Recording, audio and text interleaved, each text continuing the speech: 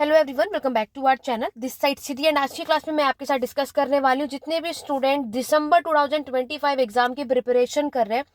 आप लोगों ने अभी तक कुछ भी नहीं पढ़ा। अब जैसे कि आप सभी को पता है, अब आपके एग्जाम के लिए सिर्फ आपके पास 1 मंथ यानी 1 महीने का समय। और आप में से कई ऐसे स्टूडेंट होंगे जो इस वीडियो को अपने एग्जाम से 1 से 2 दिन पहले देख रहे होंगे। तो अगर आपने अभी तक कुछ नहीं पढ़ा, सिर्फ क्या पढ़ना है, किस पर आपका मेन फोकस होना चाहिए और जिससे आप सभी आराम से यानी इजीली आप सभी 80% स्कोर कर सकते हैं, वो मैं आज की क्लास में आपको बताने वाली हूँ। तो बिना वीडियो को स्किप करे वीडियो के एंड तक बने रहिएगा। चैनल पे फर्स्ट टाइम हो, चैनल को सब्सक्राइब कर लो, बेल आइकन प्रेस कर लो, ताकि आगे आने वाली इग्नू से रिलेटेड जितनी भी अपडेट है वो सबका नोटिफिकेशन अपडेट आपको ऑन टाइम मिलता रहे। अब यहाँ पर सबको डाउट रहता है कि मैम इग्नू का एग्जाम दिसंबर में, और आप में से कई ऐसे स्टूडेंट होते हैं जो इग्नू के एग्जाम के अलावा भी और अदर एग्जाम की प्रिपरेशन कर रहे होते हैं, और उन अदर एग्जाम भी सेम सम टाइम पर है। लाइक जितने भी स्टूडेंट अभी इग्नू का एग्जाम दिसंबर में देने वाले हैं, उन्हीं लोगों का अभी बहुत सारे ऐसे स्टूडेंट हैं जिन्होंने यूजीसी नेट एग्जाम भी फिल किया होगा एग्जाम फॉर्म, राइट। आपका भी एग्जाम दिसंबर में ही है, ठीक है। अब ये है कि मैम दोनों को एक साथ कैसे करें हमारा, और या फिर आप और भी एग्जाम की प्रिपरेशन कर रहे होंगे, अदर कॉम्पिटेटिव एग्जाम भी, लेकिन हमारे पास टाइम नहीं होता कि मैम हमारा फोकस यूपीएससी के एग्जाम पे था, टीजीटी पीजीटी पे हमारा फोकस था, हमने कुछ नहीं पढ़ा। अब सिर्फ क्या क्या कर ले जिससे हमारा काम बन जाए और एक अच्छा स्कोर यहाँ पे कर सके, वो सब हम डिटेल में बात करेंगे। बिना वीडियो को स्किप करें एंड तक देखना, जिससे आपकी जो है सारे डाउट क्लियर हो जाए और कम समय पर अच्छा स्कोर कर सको। देखो, यहाँ पर पहली बात कि यहाँ पर हमें ये समझना है आपको अपने एग्जाम की प्रिपरेशन कैसे करनी है, वो मैं आपको बताऊंगी। आप 3 से 4 दिनों में भी कितने अच्छे से आराम से इजीली से 80% स्कोर कर सकते हो, वो मैं आपको बताने वाली हूँ। नेक्स्ट हम बात करेंगे जो आपके डाउट होते हैं कि मैम असाइनमेंट हेल्पफुल होते हैं या नहीं हमारे एग्जाम के लिए, वो हम बात करेंगे। और लास्ट होता है हमारा ma'am previous year question paper जो है उससे भी क्वेश्चन रिपीट होते हैं या नहीं, और अगर होते हैं तो कितने परसेंट जो है वो रिपीट होता होगा, वो सब आपको जानना होता है। या फिर अगर हमें प्रीवियस ईयर क्वेश्चन पेपर को एनालाइज भी करना है तो लास्ट कितने ईयर्स के हम पेपर्स को एनालाइज कर लें जिससे हमारा काम बन जाएगा, वो सब कुछ मैं आपको आज की क्लास में बताने वाली हूँ। बिना वीडियो को स्किप करे ध्यान से समझना है। देखो, आगे बढ़ने से पहले अगर आप में से कोई भी इग्नू से एमए या बीए हिस्ट्री कर रहे हैं तो आप लोगों के लिए यहाँ पर पेड क्लासेस, नोट्स, असाइनमेंट सब कुछ प्रोवाइड किया जाता है। व्हाट्सअप नंबर है 8881969880, जहाँ पर आप कोर्स की डिटेल सारी यहाँ से ले सकते हैं। अगर आपके पास कम टाइम है, आपको नहीं समझ आ रहा अब यहाँ पर क्या क्या करना है क्या नहीं, तो आप इसको ले सकते हैं। कोई कंपलसरी नहीं है, आप सेल्फ स्टडी भी कर सकते हैं। लेकिन आप में से कई होते हैं कि मैम हमें कुछ समझ नहीं आ रहा, नोट्स भी कैसे बनाए, कैसे लिखना है, क्या लिखना है, तो आपके लिए यहाँ पर है। जिसको ये लेना है तो आप ये व्हाट्सएप पे यहाँ पे कांटेक्ट कर सकते हैं। बाकी हिस्ट्री एडू पॉइंट जो ऐप है उसका लिंक डिस्क्रिप्शन बॉक्स में मिल जाएगा, सारे लिंक डिस्क्रिप्शन बॉक्स में मिल जाएंगे। ऐप को इंस्टॉल करके वहां से भी कोर्स आप ले सकते हो। चलिए बात करते हैं वन बाय वन, हर एक चीजों को हमें समझना है। देखो, सबसे पहले हम बात करें तो यहाँ पर देखो, हम आपका एक तो सबसे पहला जो फोकस है वो आपका प्रीवियस ईयर क्वेश्चन पेपर पे होना चाहिए। अब हमारे पास टाइम कम है कि हम लोग सब कुछ पढ़ सके। जो एस्पिरेंट्स पहले से पढ़ते हुए आ रहे तो उनके लिए तो इजी, आपको मैक्सिमम टॉपिक की नॉलेज होगी। लेकिन कुछ ऐसे जिन्होंने अभी तक बुक भी नहीं उठाई होगी, सिलेबस भी नहीं पता होगा, यही होगा। आपको क्या करना है, सबसे पहले पीवाईक्यू जो है यानी प्रीवियस क्वेश्चन पेपर उठाना है, कम से कम 2 से 3 साल का, ठीक है। सबसे पहला काम यही करो। कुछ समझ नहीं आ रहा, सिलेबस भी साइड रखो। सबसे पहले आपको क्या करना है, प्रीवियस क्वेश्चन पेपर निकालो, ठीक है, प्रिंट आउट निकाल लो, नेट से पीडीएफ कर लो, वो जैसा आपको कंफर्टेबल लगे वो करो। लाइक अभी 2025 चल रहा है तो मैं सबको सजेस्ट करूंगी 2023 से लेकर के, और अभी जून में जो 2025 जून में जो एग्जाम हुआ है तब तक के क्वेश्चन पेपर को एनालाइज करना है आपको, ठीक है। एनालाइज करने के बाद सबसे हाई वेटेज जो टॉपिक होंगे उसको निकालो, ठीक है। जैसे कि आपको पता है, अब आप इग्नू से किसी भी एग्जाम, किसी भी सब्जेक्ट की एग्जाम की प्रिपरेशन कर रहे हो, चाहे उसमें 8 क्वेश्चन आते हो आपके एग्जाम में या फिर 10 क्वेश्चन आता हो, मैक्सिमम क्या होता है कि हमें अपने एग्जाम में कितने 5 क्वेश्चन सॉल्व करने होते हैं, राइट। तो सबसे पहले, क्योंकि अब हमारे पास इतना टाइम नहीं है हर एक सब्जेक्ट के 25 36 इतने चैप्टर्स होते हैं वो पढ़े। आपका पहला फोकस क्या होना चाहिए, हमें वो 5 टॉपिक निकालने हैं प्रीवियस ईयर क्वेश्चन पेपर से, वो टॉपिक निकालने हैं जो मैक्सिमम रिपीट होता है, ठीक है। जब आपने उसको एक तरफ नोट कर लो, हर एक सब्जेक्ट का हाई वेटेज आपने निकाल लिया, उन टॉपिक्स को लिख लो।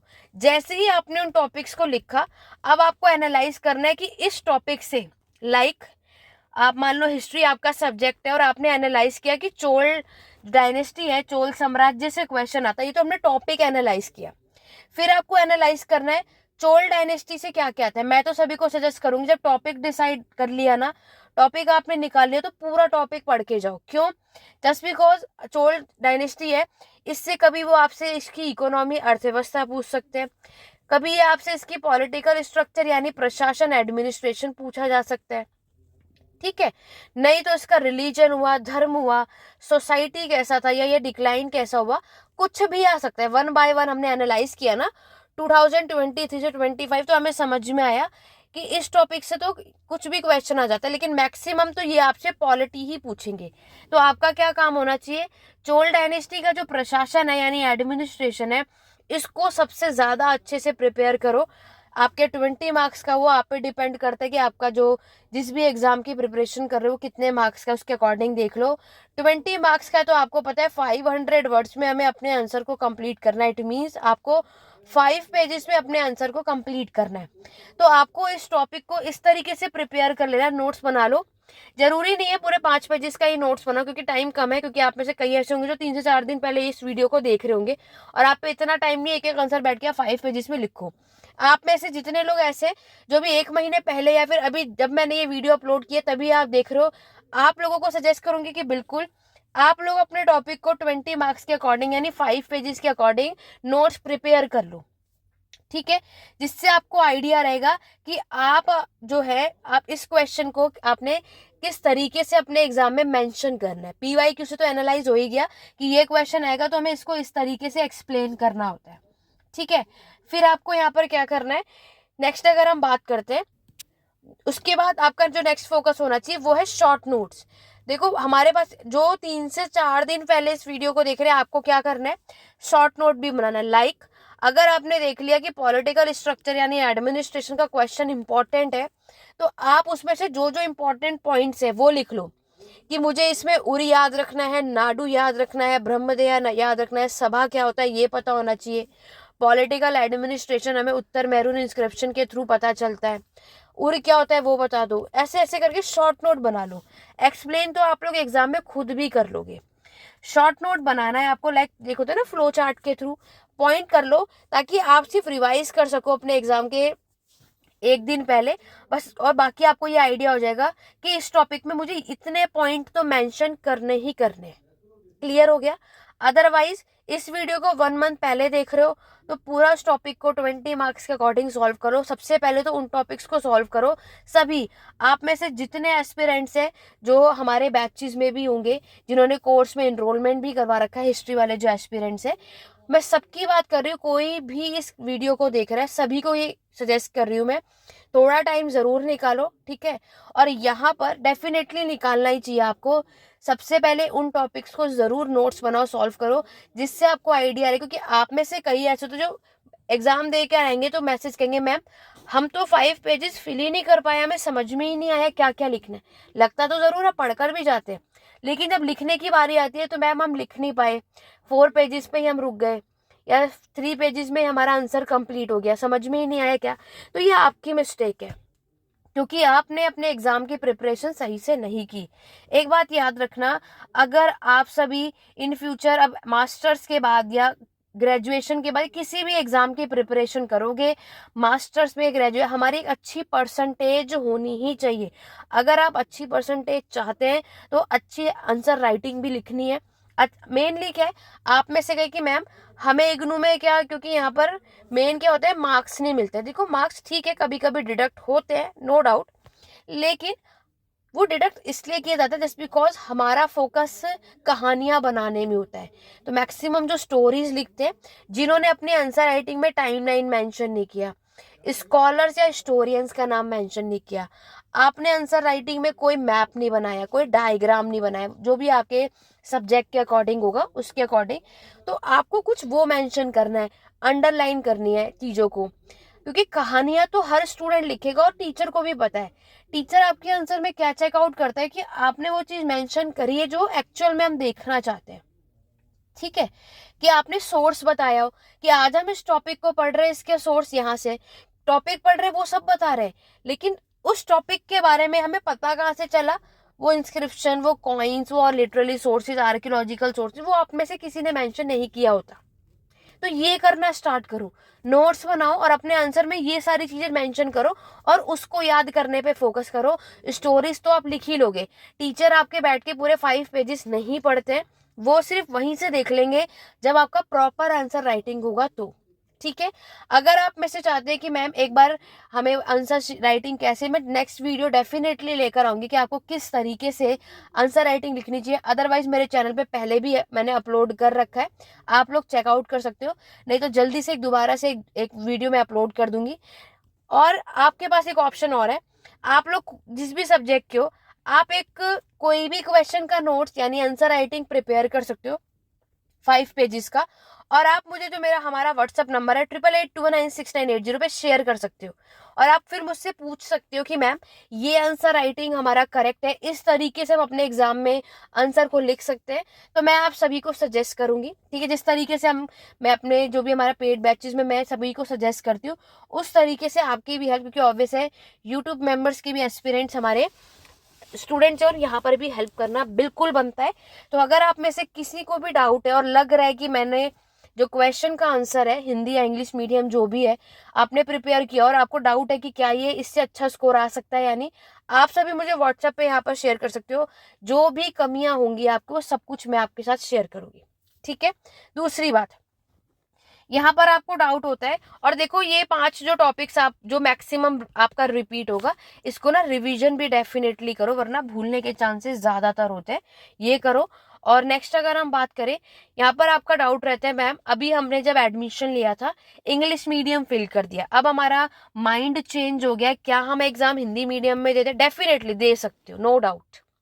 ठीक है, अगर आपका माइंड चेंज हो गया है, अब आपको कंफर्टेबल नहीं लग रहा है, आपने हिंदी में एडमिशन लिया है, इंग्लिश में एग्जाम दे सकते हो, इंग्लिश में एडमिशन लिया है, हिंदी में एग्जाम दे सकते हो। क्लियर है? असाइनमेंट आपने कोई भी मीडियम में बनाया, कोई प्रॉब्लम नहीं है, आपको बस क्या करना है अब। लेकिन एक बात याद रखना, आप एक सब्जेक्ट का एग्जाम जिस भी मीडियम में दोगे, हिंदी या इंग्लिश मीडियम में, बाकी भी अदर सब्जेक्ट जो है उसका भी सेम मीडियम में देना है। ऐसा नहीं है हर सब्जेक्ट के में किसी को एग्जाम हम इंग्लिश में कर रहे हैं, किसी कोई सब्जेक्ट का एग्जाम हिंदी में कर रहे हो, ऐसा नहीं कर सकते। ठीक है, ये आपको याद रखना है। और रही बात, असाइनमेंट हमारे एग्जाम के लिए हेल्पफुल होता है, यानी डेफिनेटली होता है। ठीक है, देखो मैं ये नहीं कहूंगी असाइनमेंट का सेम क्वेश्चन आता है, नहीं, लेकिन असाइनमेंट के टॉपिक्स आपको जरूर काम आएंगे। ठीक है, तो अभी आपका दिसंबर का एग्जाम है, तो लास्ट 2 यानी अभी जून 2025 और अभी जो आपने अपना असाइनमेंट बनाया होगा वो, और दिसंबर का 3 असाइनमेंट के भी कर लोगे टॉपिक्स, तो आपको हेल्पफुल रहेगा। ठीक है, मेनली फोकस करना है आपका क्वेश्चन, उन टॉपिक से मैक्सिमम क्वेश्चन क्या रिपीट हुआ है उस पर काम करो। सब कुछ पढ़ने से अच्छा लिमिटेड करो, लेकिन बेस्ट हमें करना है, और उसको आंसर राइटिंग आपको कैसे बेटर करे उस पर आपको ध्यान रखना है। ठीक है, इग्नू की बुक हेल्पफुल होती है, यानी मैक्सिमम स्टूडेंट की ये भी है। देखो इग्नू की बुक डेफिनेटली हेल्पफुल होती है, लेकिन अब एंड टाइम पर जो कि 1 मंथ है या फिर एग्जाम से पहले 3-4 दिन पहले भी ये वीडियो देखो, तो अब इस बुक को पढ़ना बेवकूफ़ी है, ये कह सकते हैं, क्योंकि इसमें आपके हर एक टॉपिक को इतना डीपली एक्सप्लेन करा है कि आपके पास इतना टाइम नहीं है कि आप इसको अब पढ़ सको। तो इग्नू की बुक्स तो हमें पढ़ना चाहिए जब आपने एडमिशन लिया है, और अभी आपके पास पूरा 1 साल है, टाइम है, तो डेफिनेटली पढ़ो और अपने नोट्स बनाओ। एंड टाइम पर तो अभी हमारा जो मेन फोकस है इम्पॉर्टेंट टॉपिक्स पर होना चाहिए। हिस्ट्री में बीए एमए हिस्ट्री कर रहे हो, मैराथन क्लास आपको प्रोवाइड किया जाता है, कमेंट करके ज़रूर बताना। और भी अगर आपके कोई डाउट है, नेक्स्ट वीडियो किस पर चाहते हो कि मैम ये कर सकते हैं, क्योंकि बहुत सारे डाउट इसके बाद भी मिलेंगे। नेक्स्ट वीडियो इग्नू से, एग्जाम से रिलेटेड या किसी भी चीज रिलेटेड हो तो आप कमेंट के थ्रू पूछ सकते हो मैक्सिमम, तो इसके डाउट भी आपको ज़रूर डेफिनेटली सॉल्व किया जाएगा। यहाँ पर है कि आप में से बहुतों ने ये भी मुझे डीएम्स किए कि मैम हमने एग्जाम फॉर्म तो फिल कर दिया, एडमिट कार्ड के लिए फिर अभी नहीं। एडमिट कार्ड जब अभी लॉन्च ही नहीं हुआ है तो आपको शो कैसे करेगा, राइट? एडमिट कार्ड हमेशा हमारे एग्जाम से 10 दिन पहले आता है। तो जैसे ही आपके एडमिट कार्ड यहाँ पर ये पब्लिश करेंगे, उसका नोटिफिकेशन अपडेट आपको मेरे चैनल पर मिल जाएगा। तो बेफिक्र रहो, एडमिट कार्ड तो आ ही जाएगा। अभी आपका मेन फोकस अपने एग्जाम की प्रिपरेशन में होना चाहिए, तो उस पर ध्यान दो सभी के सभी। इस वीडियो को ज़्यादा से ज़्यादा अपने हर एक स्टडी ग्रुप में शेयर करो ताकि और भी स्टूडेंट की हेल्प हो सके। और अभी आपको सब कुछ ना पढ़ के, देखो 5 टॉपिक्स तो आपको ये करना ही है। देखो जो भी आपने अपने PYQ को एनालाइज करके निकाला है, ठीक है। और यहाँ पर अगर हम बात करें कि यहाँ आपको ये 5 टॉपिक्स के बाद 2-3 टॉपिक्स तो एक्स्ट्रा डेफिनेटली हमें करके ज़रूर जाना चाहिए, ताकि एग्जाम में कोई और भी एक्स्ट्रा टॉपिक्स आ जाए तो कम से कम 10 में से 7 से 8 क्वेश्चन हमें आना चाहिए। तो हमारे ऊपर चॉइस होगी कि कौन से 5 क्वेश्चन हमें अटेम्प्ट करने, है ना।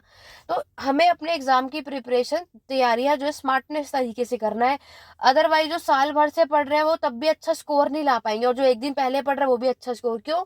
हमने स्मार्टनेस तरीके से अपनी स्टडी को स्टार्ट करा है, ठीक है। PYQ उठाओ, अपना सिलेबस उठाओ, और उस सिलेबस में PYQ से आपने जो भी टॉपिक एनालाइज किया, देखो कौन से यूनिट में।